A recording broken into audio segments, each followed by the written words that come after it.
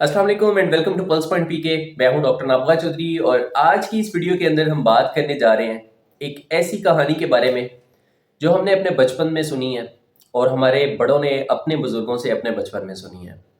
लेकिन आज तक हमने उस कहानी की हकीकत जानने की कोशिश नहीं की कि आखिर इसकी हकीकत क्या है।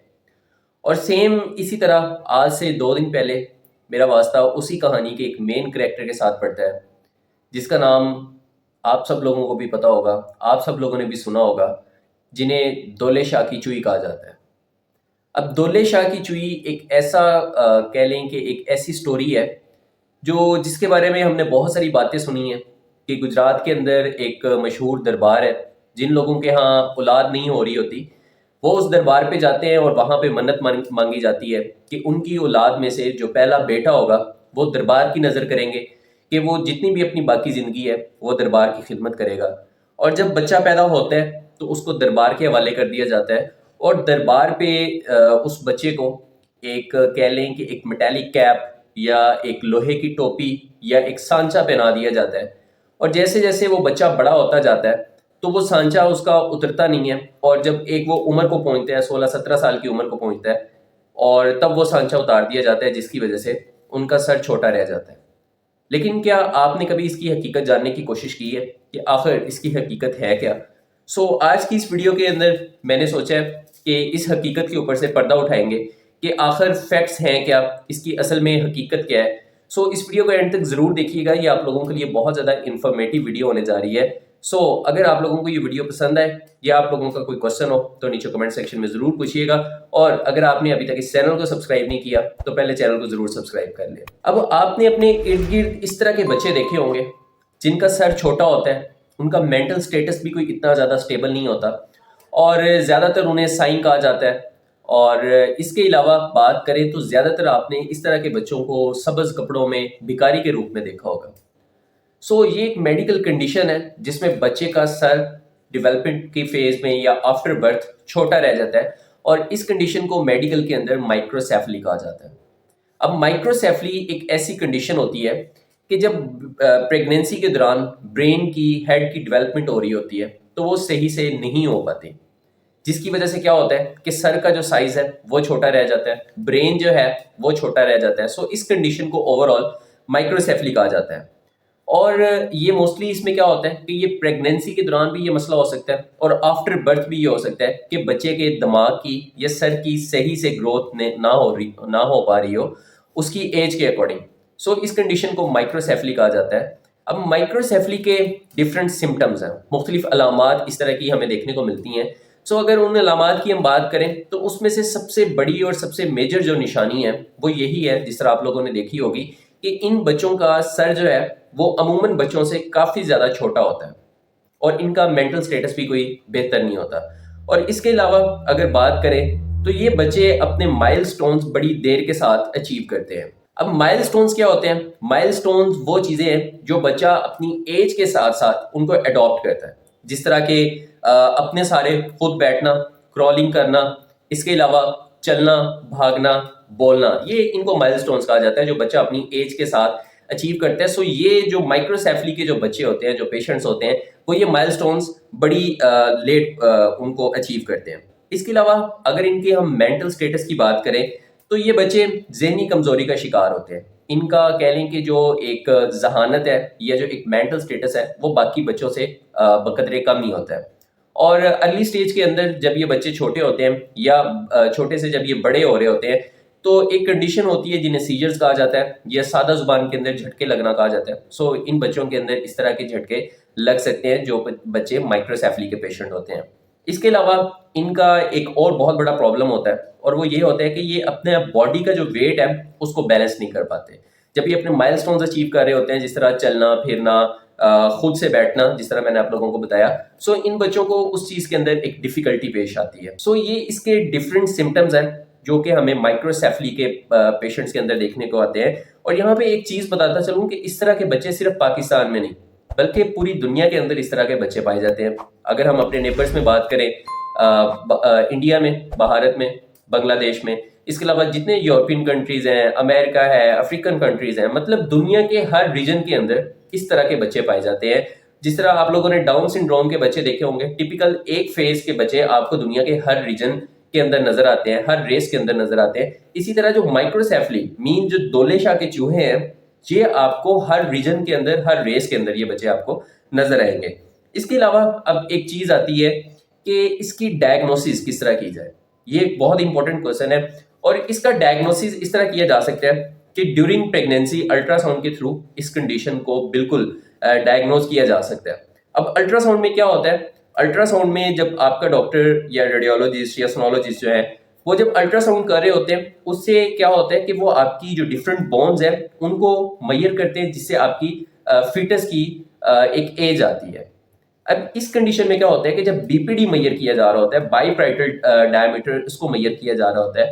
سو اگر مدر ہسٹری میں بتاتی ہے کہ اس کو 3 منتھس کی پریگنینسی ہے، لیکن جب اس کی بائی پرائٹل ڈائمیٹر مینس جو سر کی ہڈیاں ان کو ناپا جاتا ہے، تو وہاں پہ اس کی ایج آ رہی ہوتی ہے 1 منتھ، کہ مطلب وہ اپنی ایج سے 2 منتھس اس کی جو ہیڈ کی ڈیولپمنٹ ہے یا جو برین کی ڈیولپمنٹ ہے وہ سلو ہوتی ہے. پریگنینسی کے اندر اس کو الٹرا ساؤنڈ کے ذریعے ڈیٹیکٹ کیا جا سکتا ہے، ڈائگنوز کیا جا سکتا ہے. اور آفٹر برتھ اگر ہم اس کنڈیشن کو دیکھیں تو برتھ کے بعد اس کنڈیشن کو کلینکلی آبزرو کیا جاتا ہے، آپ کو ظاہری طور پہ بچے کا نظر آ جاتا ہے. اور اس کے علاوہ ہیڈ سرکمفرنس جو ہے اس کو میئر کیا جاتا ہے.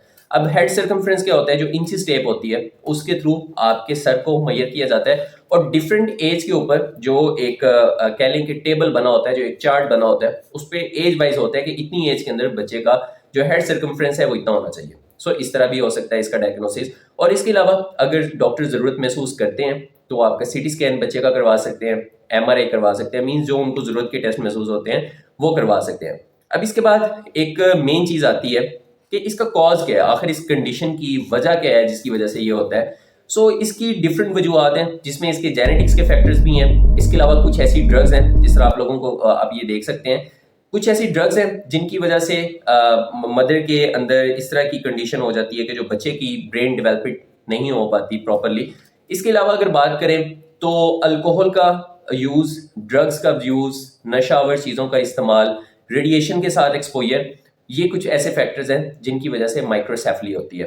اور یہاں پہ ایک چیز میں مینشن کرتا چلوں کہ کچھ ایسے انفیکشنز ہیں جس طرح کے ٹوکسوپلازموسس، روبیلا، سائٹومیگالو وائرس، ہرپیز، اور ایک امپورٹنٹ یہاں پہ ایک اور انفیکشن جس کو میں مینشن کروں گا وہ ہے کہ زیکا وائرس کے تھرو جو انفیکشن ہوتا ہے وہ اس کا ایک مین کازیٹیو ایجنٹ سمجھا جاتا ہے. اب زیکا وائرس کیا ہوتا ہے؟ یہ آپ کے مچھر کے تھرو آپ کے جسم کے اندر ٹرانسفر ہوتا ہے.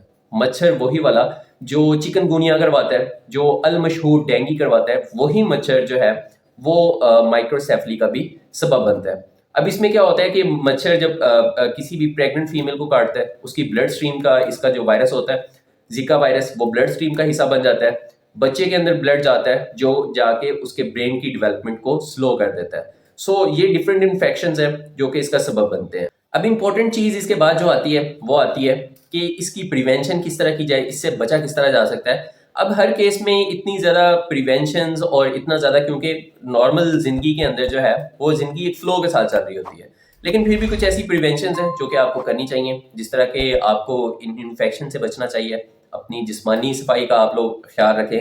اس کے علاوہ ڈیورنگ پریگنینسی آپ اپنے ڈاکٹر کے مشورے کے ساتھ فولک ایسڈ کا استعمال کریں، کیونکہ اور اس کے علاوہ اور بہت سارے اس طرح کے کہہ لیں کہ پریگنینسی کے اندر ڈیولپمنٹل ڈس آرڈرز ہوتے ہیں جو کہ ہو جاتے ہیں. سو اس کے لیے فولک ایسڈ کا یوز بہتر رہتا ہے. اور اس کے علاوہ آپ کے ریگولر فالو اپ، جو آپ کی گائنیکولوجسٹ ہیں، جو آپ کے ڈاکٹر ہیں، ان کے پاس ریگولر چیک اپس جب آپ کے ہوتے ہیں.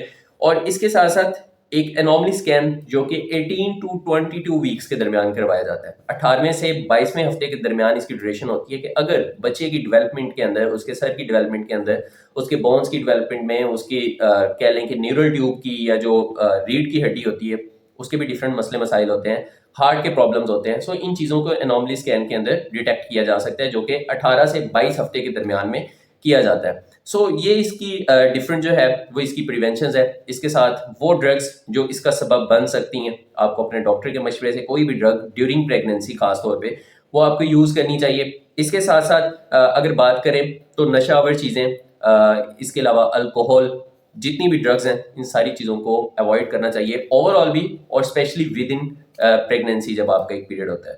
اب ایک نیکسٹ کوشچن آتا ہے، وہ یہ آتا ہے کہ ان بچوں کی لائف ایکسپیکٹنسی کیسی ہوتی ہے. कि इनकी कितनी उम्र होती है। सो इनकी अगर लाइफ एक्सपेक्टेंसी की बात करें तो ये डिपेंड करती है, इनकी जो ब्रेन की डेवलपमेंट होती है ये उस चीज़ के ऊपर डिपेंड कर रही होती है। अगर तो ब्रेन की डेवलपमेंट बेहतर है, मतलब ब्रेन की डेवलपमेंट बहुत ज़्यादा रिटार्डेड नहीं है, कम नहीं है, सो ये बच्चे जो हैं वो अपनी कह लें कि एक, आपने इस तरह के बड़े बड़े लोग भी देखे होंगे, फीमेल्स में भी होते हैं, बॉयज़ में भी होते हैं। सो ये अपनी कह लें कि एक नॉर्मल जितनी भी एज होती है उसको वो जाके टच करते हैं। लेकिन जिनकी ब्रेन डेवलपमेंट ज़्यादा मतलब कम होती है, जो ज़्यादा इफेक्टेड होती है, उनके अंदर लाइफ एक्सपेक्टेंसी उनकी बतदरीज कम होती है कि वो अर्ली एज के अंदर उनको उनकी डेथ्स हो जाती हैं। अब एक और यहाँ पे एक इम्पॉर्टेंट क्वेश्चन है, और वो ये है कि ये जो बच्चे होते हैं इनका मेंटल स्टेटस कैसा होता है, कि मतलब ये चीज़ों को समझ सकते हैं, नहीं समझ सकते, मतलब इनका शऊर किस तरह का होता है, आप ये कह सकते हैं। सो इनका जो मेंटल स्टेटस है ना, वो डिपेंड करता है वही बात कि इनकी ब्रेन की डेवलपमेंट के ऊपर। अब वो बच्चे जिनकी ब्रेन की डेवलपमेंट कह लें कि कुछ कम हुई है, लेकिन ब्रेन डेवलपमेंट ठीक है, बाकी अगर उनके सीवियर केसेस की बात करें, सो इस तरह के बच्चे जो हैं वो अपनी कह लें कि एक बेहतर ज़िंदगी गुजार सकते हैं। उनको स्पेशल एजुकेशन के थ्रू ट्रेन करके उनको तालीम दी जा सकती है, वो कह लें कि ज़िंदगी का शऊर हासिल कर सकते हैं एक अच्छे वे के अंदर। लेकिन अगर बात करें कि वो बच्चे जिनकी ब्रेन डेवलपमेंट नहीं हो पाती या बाकियों के मुकाबले में बहुत ज़्यादा कम होती है, सो उनको थ्रू आउट लाइफ एक केयर की ज़रूरत होती है। ये वीडियो बनाने का मकसद ये है कि हम अपने इर्द गिर्द बहुत सारी ऐसी चीज़ें देख रहे होते हैं जो कि कह लें कि या कहानी होती है या वो कहानी की सूरत में एक हकीकत बन चुकी होती है, लेकिन हम उस पर कभी रिसर्च करने की कोशिश नहीं करते। जिस तरह मैंने आप लोगों को बताया कि 2 दिन पहले जब मैंने ये देखा तो मैंने सोचा कि अब अगर मैं यूट्यूब पे हूँ तो लोगों को इसके बारे में बता सकूँ कि एक्चुअली में ये कंडीशन होती क्या है, ये मसला होता क्या है, ये वाकई कहानी है या ये जो कहानी हमें बताई जाती है ये हकीकत है। सो जो हकीकत थे, जो फैक्ट्स थे, वो मैंने आप लोगों के सामने शेयर किए हैं। और अगर आप लोगों को ये वीडियो अच्छी लगी हो, कुछ सीखने को मिला हो, तो वीडियो को ज़रूर लाइक कीजिएगा, दूसरे लोगों तक शेयर कीजिएगा। और अगर आपका इस वीडियो से रिलेटेड कोई भी क्वेश्चन हो तो आप नीचे कमेंट सेक्शन में पूछ सकते हैं, अपनी राय का इजहार भी कमेंट सेक्शन में कर सकते हैं। और अगर आपने अभी तक इस चैनल को सब्सक्राइब नहीं किया तो जाते हुए ज़रूर चैनल को सब्सक्राइब करते हैं। This is doctor Nabgha Chaudhry signing off from pulse point PK. अस्सलाम वालेकुम।